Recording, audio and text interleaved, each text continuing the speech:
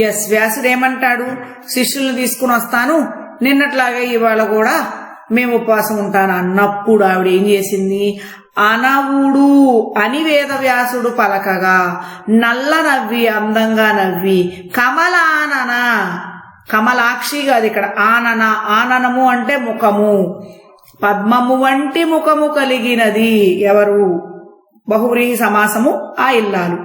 అనవుడు నల్ల నవ్వి కమలానన ఇట్లను లెస్సగాక యో మునివర, ఓకే మంచిదేలే మునీంద్ర, లెస్సగాక మంచిదేలే ఓ మునివర, నీవు శిష్యగణము కొని, నువ్వు నీ శిష్యుల గుంపుని కొని, గణము అంటే గుంపు, కొని తీసుకొని చెయ్యన రమ్ము, వెంటనే రమ్ము, విశ్వనాథుని కృప, కాశీ విశ్వేశ్వరుడి యొక్క దయచేత, ఎంద పేర్మిని చాలా ఓర్పుగా, నెందరు అతిథులు ఎంతమంది అతిథులు, నెందరు అతిథులు ఎంతమంది అతిథులు చనుదెంచినా వచ్చినా, కామధేనువు బనిగొనున్నట్లు, కామధేనువు గనక స్వాధీనం చేసుకున్నట్లుగా పెడతాను, అపారములైన ఇంక లెక్కలేదు మీకు ఎన్ని కావాలంటే అన్ని, అభీప్సితాన్నములు మీరు కోరుకున్న భోజనాన్ని నేను పెడతాను, అభీప్సితాన్నములు కోరిన పదార్థాలన్నీ పెట్టుదును.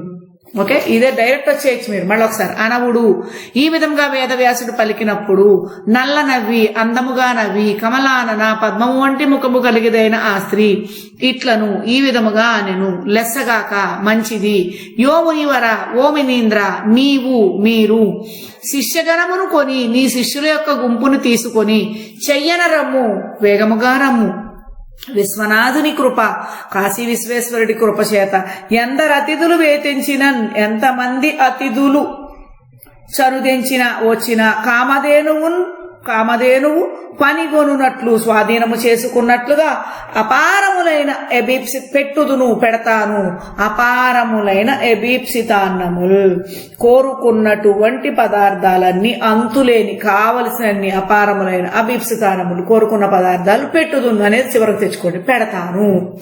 ఓకే, తెలిసింది కదా. అనవుడు ఈ విధంగా అన్నప్పుడు నల్ల నవ్వి అందముగా నవ్వి కమలానన పద్మము వంటి మొగము కలదైన పార్వతీదేవి ఇట్లను ఈ విధముగా అనెను, లెస్సగాక మంచిదే, యో మునివర ఓ మునీశ్వర, నీవు మీరు శిష్యగణమును శిష్యుల గుంపును కొని తీసుకొని చెయ్యన రమ్ము, వేగముగా రండి, విశ్వనాథుని కృప, కాశీ విశ్వనాథుడి కృప చేత పేర్మి ఓర్పుగా ఎందరు అతిథులు చనుదెంచిన, ఎంతమంది అతిథులు వచ్చినప్పటికీ కామధేనువు బనిగొనున్నట్లు కామధేనువును స్వాధీనం చేసుకున్నట్లుగా అపారములైన మీరు కోరుకున్నటువంటి అంతులేనటువంటి అభీప్సితాన్నములు మీరు కోరుకున్న పదార్థాలు పెడతాను అనినా, అట్లగాక మహాప్రసాదంబు, ఆవిడ అలా అనగానే మహాప్రసాదంబు చాలా అంటే మహాప్రసాదము అంటే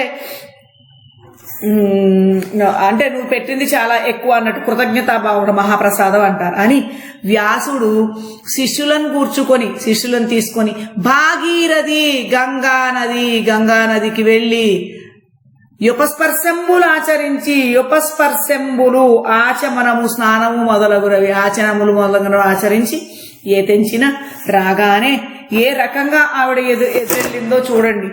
గొడుగు పాగల గిలకలు గులకరింప, గొడుగు పాగల గిలకలు, గొడుగు పావుకోళ్ళు అంటే గొడుగు పట్టిందనమాట, గొడుగుకి ఎలాడే పావుకోళ్ల యొక్క గిలకలు, గొడుగుకి ఎలాడే మొబ్బలు ఉంటాయి కదా, అది గిలకలామని చప్పుళ్ళు చేయుచుండగా ఇందుబింబాస్య, ఇక్కడ మళ్ళా చూడండి ఆవిడ ముఖాన్ని, చంద్రుడి వంటి ముఖము కలిగినది, చంద్రబింబము వంటి ముఖము కలిగిన ఆ ఇల్లాలు ఎదురుగా నేగుదెంచి ఎదురెళ్లి ఛాత్ర సహితముగా, ఛాత్రుడు శిష్యులతో పాటుగా పరాశర తనూజు, పరాశరుని కుమారుడైన వ్యాసుడు బంతి సాగించే వరసలో కూర్చుని తిన్నాడు. భుక్తిశాల అంతరమున, భుక్తిశాల అంటే ఏంటి, డైనింగ్ హాల్, భోజనశాల అంతరమున, ఆ శాలలో కూర్చుని శిష్యులతో పాటు కూర్చుని ఛాత్ర సహితంగా పరాశర తనూజుడు పరాశరుని కుమారుడైన వ్యాసుడు భోజనాన్ని సాగించాడు. ఎక్కడ, భుక్తిశాల అంతరమున, భోజనశాలలో భోజనాన్ని చేశాడంటే గొడుగు పట్టుకుని ఎదురెళ్ళింది ఆవిడ, గొడుగు చప్పుడు చేస్తుండగా గొడుగు పట్టుకుని ఎదురెళ్ళి ఆహ్వానించింది. ఎవరితో వచ్చాడు? ఛాత్ర సహితంగా వచ్చాడు. ఎవరు వచ్చాడు? పరాశర తనూజుడు వచ్చాడు. మీనింగ్స్ వెరీ ఇంపార్టెంట్ కాబట్టి నేను లెసన్ అంతా మరలా చెప్పాను. ఇంక ఇక్కడ నుండి క్వశ్చన్ ఆన్సర్స్ అన్ని కూడా చాలా తరోగా చదవాలి. ఒక్క తప్పు వచ్చినా you are answerable, especially enhancer section. You have to give me explanation.